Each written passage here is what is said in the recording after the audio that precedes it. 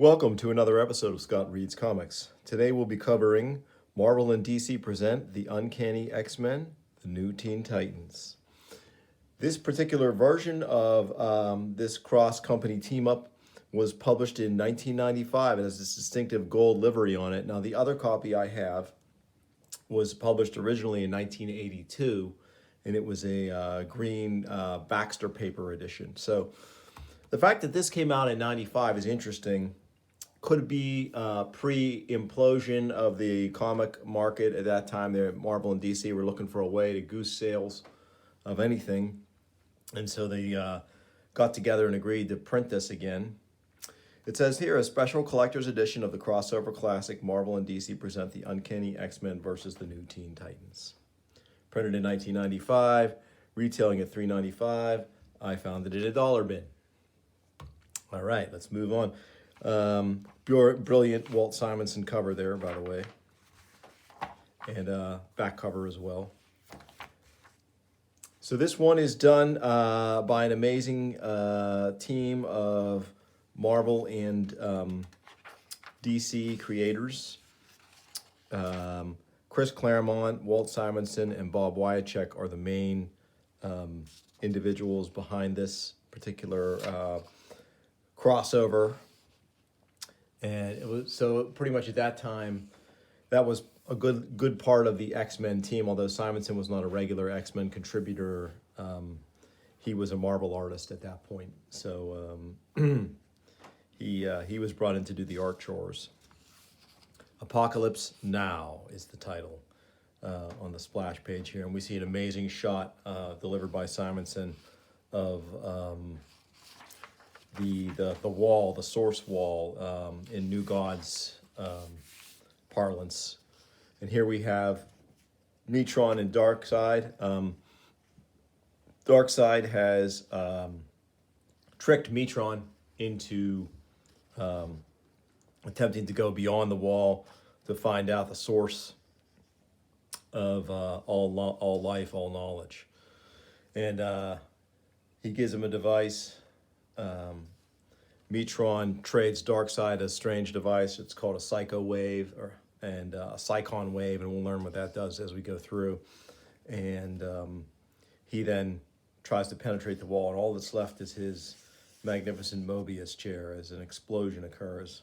And just absolutely brilliant artwork by Simonson and Wiacek here. Just and you'll see that he captures both teams. Simonson's able to capture both teams beautifully. All right, as Darkseid says, for you, the end of a quest, the final answer. For me, the fulfillment of a dream, the rebirth of a world, and dominion over the stars. And he laughs. Cut to Westchester, New York. Professor Xavier's School for Gifted Youngsters, and the X-Men are training. This is a great training sequence of them in the Danger Room. So many of these Danger Room sequences have been done over the years, and this one is particularly good. I really like Simonson's version of Wolverine here as well. He does a bang-up job on all the X-Men, but I love how he does Wolverine with the longer ears. Jackson Guice, who did the X-Men Micronauts crossover, which I intend to cover here on the show at some point, he goes the other way with Wolverine, and he has the short, curled ears. So that is an interesting difference in the way the two artists handle that sort of costume detail when it comes to Wolverine in this case. So here we have the X-Men facing off against various threats in the Danger Room, using their teamwork. And Xavier thinks, I am impressed. Their performance was superb, virtually flawless. And here we have Kitty Pryde entering the scene, using her ability to phase through walls to literally walk through this wall. Elsewhere in the mansion, not currently training, we have Cyclops, who shows off his optic blast by sinking all the cue balls on this pool game that he's playing. And Storm up in her attic taking care of her plants using her elemental powers. Great way to show each character's powers. Because it's always been a Marvel thing. Any issue can be a reader's first issue, even something like this, a special crossover. Maybe they were just DC fans who got to experience the X-Men for the first time. Who knows? So later that evening, Kitty makes a dinner.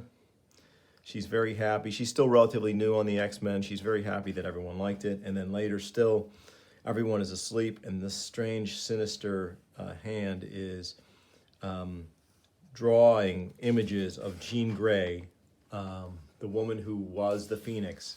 And we are not very far removed from her sacrifice in X-Men 137, which will make this story all the more impactful. And he does it to each individual member here. So these individual shots of Jean are just really cool. Her head there. Wolverine sees her as kind of the sultry Black Queen. Storm sees her as Dark Phoenix. Of course, Cyclops, her ex-lover, sees her in a very gentle way. Just as the hand is about to draw what little memories Kitty has of Jean Grey, she awakens and she sees the face. And it is Darkseid, and she screams. And everyone goes to see what's going on with Kitty. Meanwhile, Cyclops gets up a little behind the others, and there's a knock on the door. He goes to see who it is, and it is this psychic emanation, almost made flesh, of Phoenix. Scott, my love, help me, help me. This is Phoenix in her good form with the green costume before she becomes Dark Phoenix. And the wounds are still fresh. Scott is obviously upset. Meanwhile, at Titan's Tower, so we'll see in this crossover, there's different ways to treat crossovers. In this one, the X-Men and the Teen Titans somehow exist in the same universe without ever having met or come into conflict before. So that was the sort of simple choice they made in this case. So there's no crossing the barriers or anything of that nature. They're in the same universe for the purposes of this story. Raven, the empath member of the Teen Titans, is sleeping. Her highly sensitive psychic powers pick up the Phoenix as a looming threat as it comes and destroys her soul self in her dream, and she awakens screaming. We have a trend here, people waking up screaming. Here comes Starfire, who's the alien member of the Teen Titans. Raven's telling her about the dream. Changeling comes along. Sounds neat. Keep talking, Raven. I'll use my shape-changing powers to give Corey an idea of what it looked like. The bird, anyway. And here he does a Phoenix effect, and Corey reacts incredibly viscerally because it's, for the purposes of this story, her being an alien, she knows about the threat of Dark Phoenix. So she activates an alert because she had heard she was dead, but this could be a sign she's alive. And we meet the other Titans. Kid Flash in inimitable style here, stopping a group of armed thugs by basically streaking by and dismantling their engine while the car is in motion. Pretty cool. Simonson does a great speed effect here. Awesome speed lines. Donna Troy, who is Wonder Girl. She has the power of flight, super strength, basically all of Wonder Woman's powers. She's pretty potent. She shows up at Titan's Tower in answer to the alarm. And Changeling is there as well. Meanwhile, in Midtown Manhattan, his name is Victor Stone. Cyborg, a cybernetic organism, a superpowered synthesis of man and machine. So we have Cyborg here.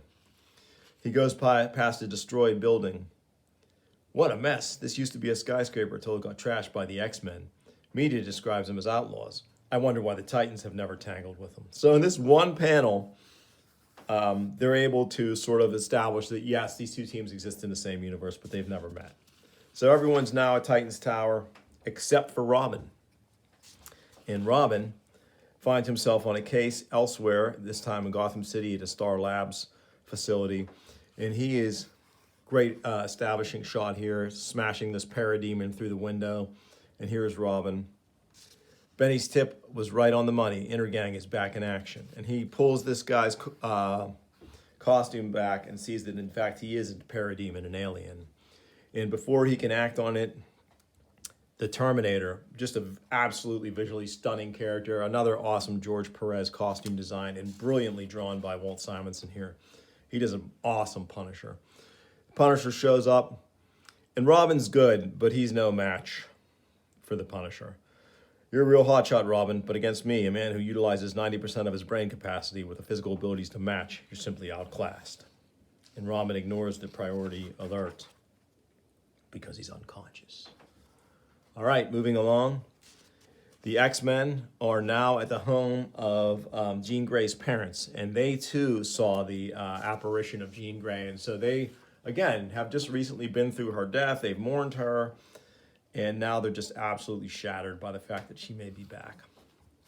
So Xavier's trying to solve this mystery.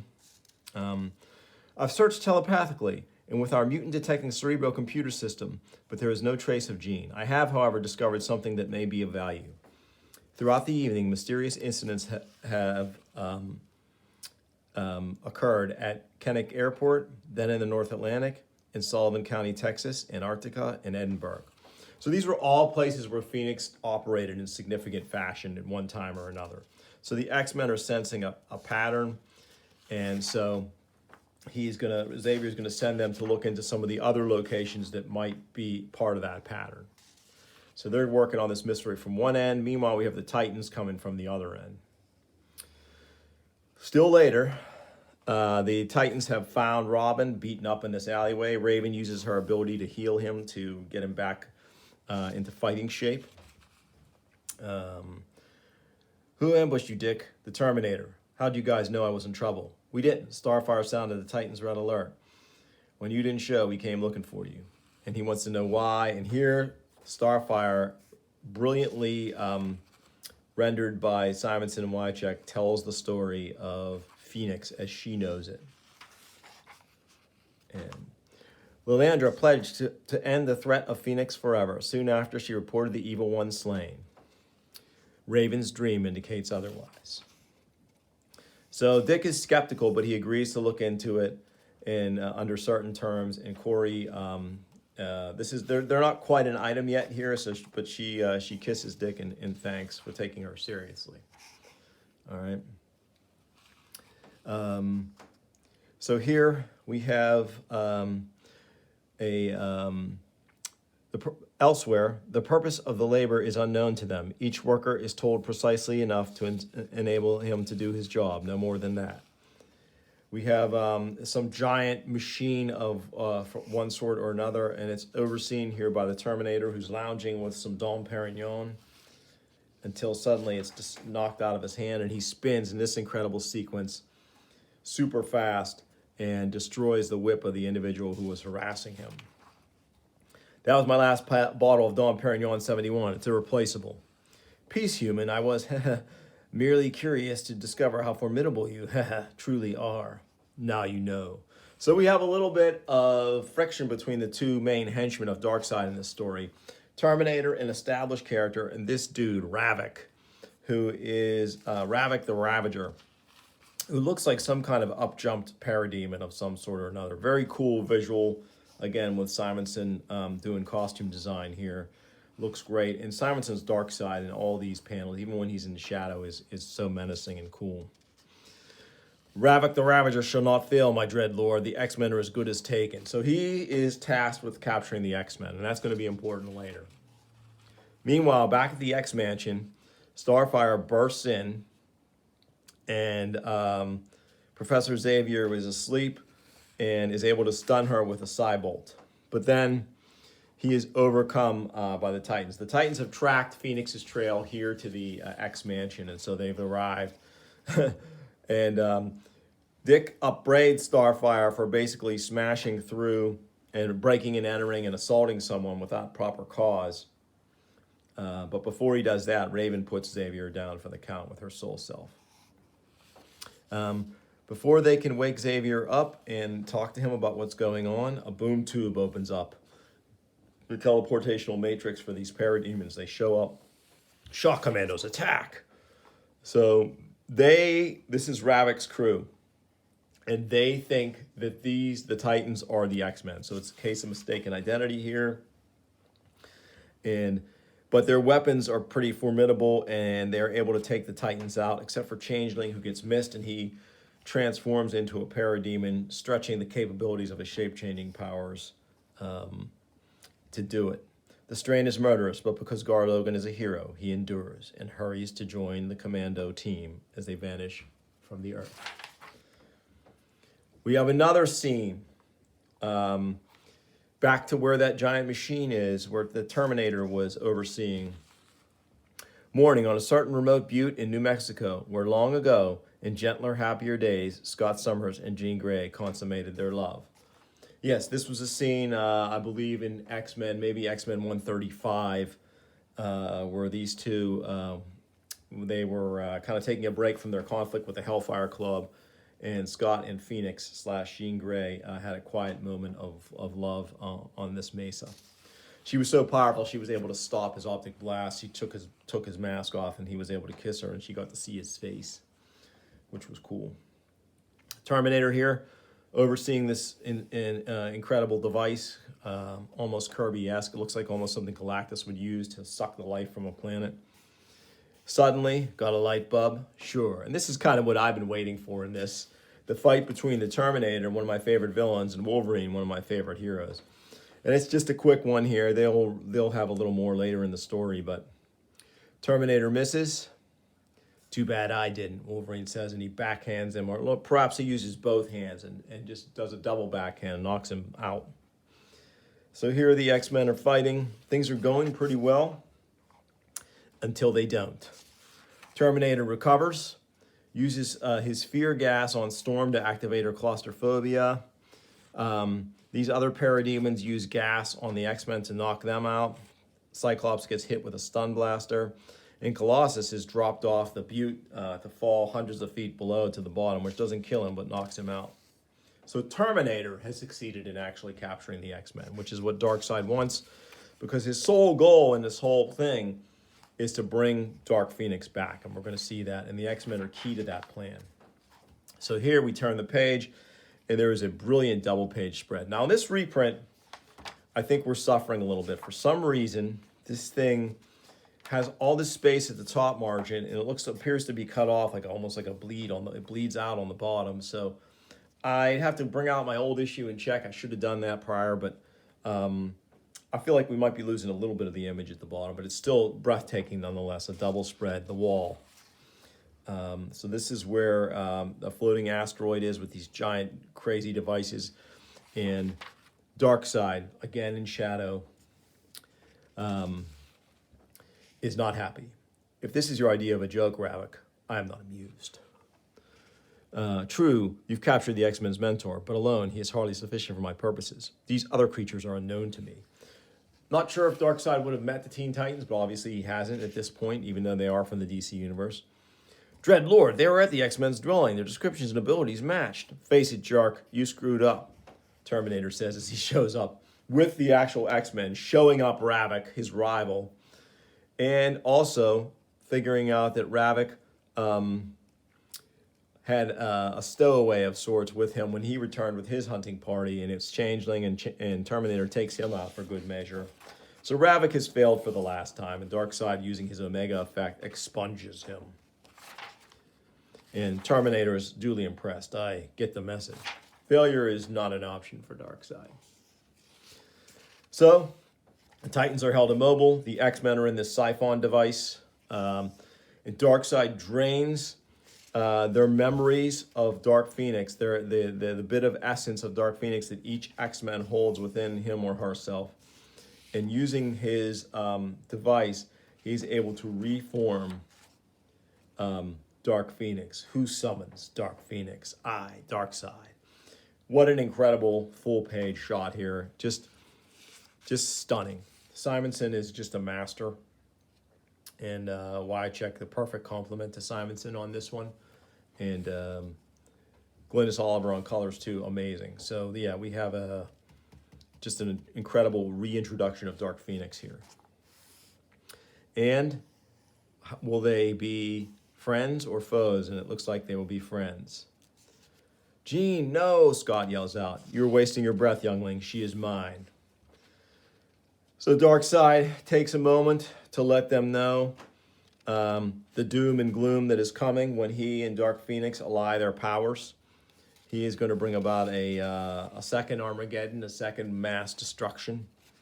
When I am done, a new apocalypse will grace the heavens.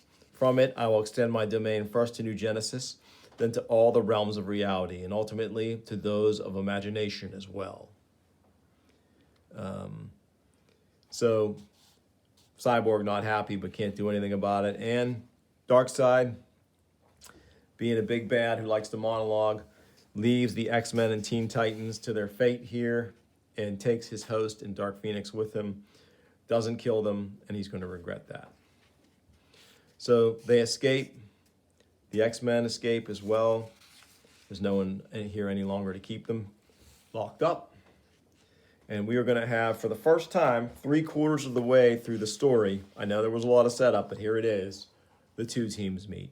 And another great full-page spread here. Just this story is just laced with these gorgeous full and double-page spreads from Simonson that really deliver the goods in terms of these two teams. I don't think you could have come up with a better artist to do this crossover than Simonson. He just really nails it.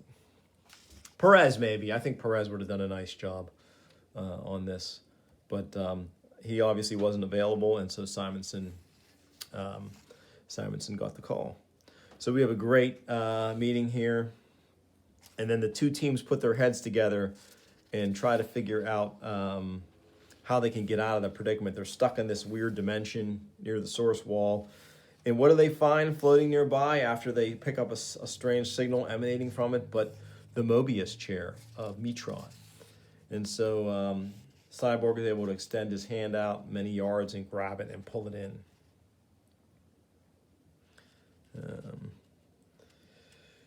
Do you have a real name, Changeling? Mine's Kitty. Meanwhile, Kid Flash asks Storm, your steel pal's a Russian, and I am African. Kid Flash, is that important? So the two teams are still kind of feeling each other out here.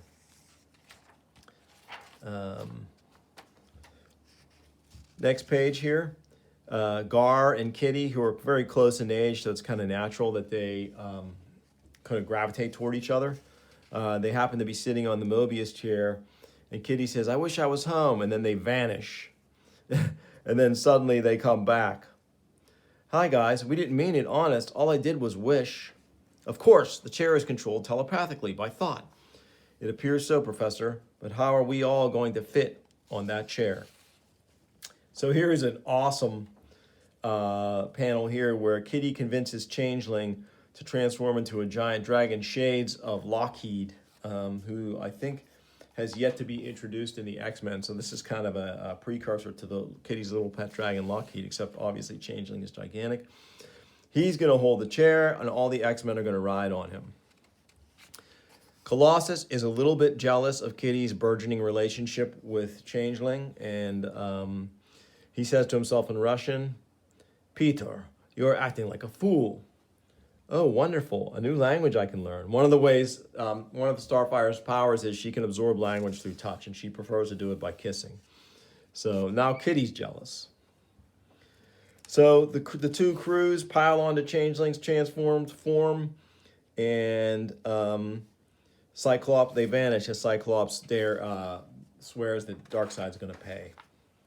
So here they are flying above New York City. A pretty great, again, our theme continues of an absolutely stunning full-page spreads here. This is just brilliant work by Simonson. The detail on the cityscape is just gobsmacking. Just really nice work. And a nice, almost shades of Paul Smith here, an awesome long panel on this next page. So they're in Central Park. They've traced the energy here. We have no alternative, Raven. We dare not wait this once. We do not have the luxury of choosing between good and evil, but between the lesser of two evils. The world, the universe, the future are at stake, child. If these people and we ourselves must perish to save them, then so be it. So Darkseid is here. They're going to fight, and Raven's very worried about all the people who are in Central Park right now for this event. So the actual base is far beneath Central Park, underground. So the chair transports them there. And we have here a cool shot of Garfield Logan trying to relate to Wolverine, whose name is Logan. There's so many smells, I can't sort them out. Don't sweat it, kid, I can. Kitty says your name's Logan, so's mine. Think we're related? Hush up, boy, we're getting close. And here's where Terminator gets his own back. He blasts Wolverine with his patented shock staff. Now we're even, he says. And the battle is joined, and we see here some pretty awesome shots of combat. Wolverine obviously using his claws to kill this parademon. Wonder Girl, her incredible strength. Cyborg as well. They're just wading in. And Starfire is battling hard as well. And the fight continues. And Storm is going to bring the roof down on top of these parademons. Incredible. Thousands of tons of rock, and I'll lay odds not one parademon was killed. A little unbelievable, but Storm is not murderous. And so Claremont inserts that little bit of exposition in there to assure fans that none of the parademons were killed by Storm's tactic. Meanwhile, the second team, because the group or the team has smashed through here to the main area where Darkseid and Dark Phoenix are about to consummate their plan of Armageddon. Not a full-page shot, but a three-quarter-page shot, which is pretty incredible here by Simonson. A little bit of Kirby crackle there. The X-Men and the Teen Titans. I stranded them on the far side of the universe. However, did they manage to survive, much less return? I grossly underestimated their abilities. They may indeed prove worthy foes, after all. And here, Terminator runs to report what's going on, and he and Wolverine are going at it again. You heard the man, bub. Let's play tag. You're it. Cripes, I thought I was fast. Terminator easily gets out of the way. Here, Starfire tries to match her power against Phoenix, Dark Phoenix, and there's just no way. Dark Phoenix shrugs off her and Nightcrawler. Raven tries to envelop her in her soul self, but she's just too powerful. Enough, Phoenix. The moment is at hand. Strike. She's about to power this device that will bear a hell pit into the world, which is what will transform the Earth into Apocalypse, essentially. So that burst of energy, WG, what do you think it means? I think I know, Wally. And Athena, give me strength. I pray I'm wrong. So here we see that the battle is continuing, but the Titans and the X-Men realize the danger at stake here. So Xavier and Raven combine their powers. They realize that they have to take out Phoenix. She's the linchpin. So in this awesome visual here, Xavier on the Mobius chair of Metron focuses his psychic assault through Raven's empathic abilities. Phoenix, right before that, says, "Your friends cannot save you, kitten, any more than they can save themselves." "Not so," Raven says. "The Titans came into being because of me. If anyone is here by choice, by design, if anyone is responsible for their lives, it is I." The attack is devastating because it uses the one weapon to which Dark Phoenix is vulnerable, an emotion, love. Her own power, her own abilities heightened by Xavier's psi powers, Raven drains Phoenix of rage and hatred and lust, filling that emotional void in turn with the love felt by Xavier and all the X-Men for Jean Grey. Phoenix's reaction is a shriek torn from the pit of her soul. Good work there by Claremont. I mean, he does overwrite, but he can certainly deliver the goods when it comes to exposition. And it does not go unheard. Phoenix, Darkseid realizes the danger. Meanwhile, we have some nice Kirby crackle as Terminator tries to take out Wolverine, but Cyclops takes him out. And the Cyborg rages as these two are trying to destabilize Phoenix's form. And Xavier reaches out to Robin. "Huh? Professor Xavier's voice inside my head?" Only Dark Phoenix, with her insatiable desire for survival at any cost, could maintain the degree of concentration necessary to exist on our plane of reality. The instant that belief was shaken, even slightly, her very existence began to unravel. And that gives Robin an idea. "Phoenix, you need power to sustain yourself. Absorb the Phoenix bolt you shot into the Earth." So that would have actually activated the Hell Pit. So Darkseid doesn't want her to do that. But before he can stop her, Kid Flash and the X-Men pile on, including Wonder Girl and Cyborg, Cyclops, and the shades of when Thanos got piled on in the right before his death at the hands of Warlock by a number of heroes. They're trying to overwhelm Darkseid here.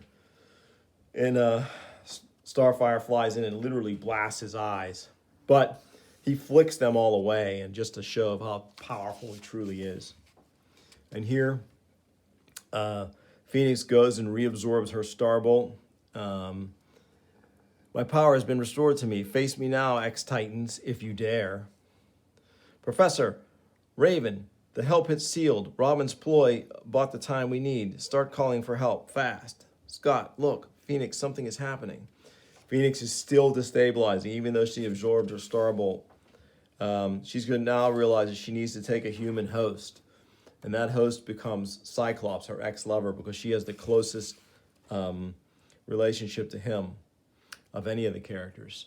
But it's not enough, because Cyclops' love for her is able to change her desire to attack Darkseid instead of her friends. You are responsible.